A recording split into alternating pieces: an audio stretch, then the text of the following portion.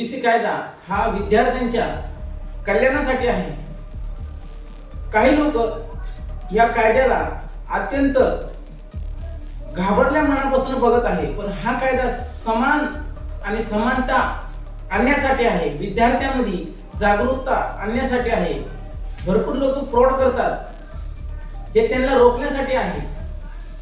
तर जय भीम मित्रांनो, जय शिवराय। आपण बघत आहात वंचितांचा आवाज। काही लोकांना असं वाटतं की बाबा हा कायदा एका जातीला टार्गेट केला जातो, असं काही नाही।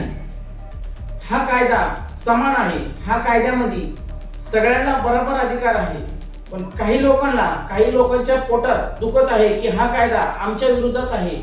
लोक मोर्चे काढतात, लोक कायद्याच्या विरोधामध्ये घराच्या बाहेर पडत आहेत। खास करून सवर्ण समाजाला असं वाटतं की आमच्या विरोधात कायदा आहे, पण असं काही सुद्धा नाही। ह्या कायद्याची डिटेल मी डिस्क्रिप्शन मध्ये दिलेली आहे, तुम्ही नक्की वाचू शकता। कारण ChatGPT ला मी ह्या गोष्टी विचारलेल्या आहेत, हा कायदा चुकीचा आहे का? ChatGPT म्हणतो हा कायदा कोणाच्याही जातीच्या विषयी नाही, हा कायदा विद्यार्थ्यांच्या कल्याणासाठी आहे। तर नक्की मित्रांनो, जर तुम्हाला अगर कायद्याची काही जाणकारी पाहिजे असेल तर मला नक्कीच कमेंट करा।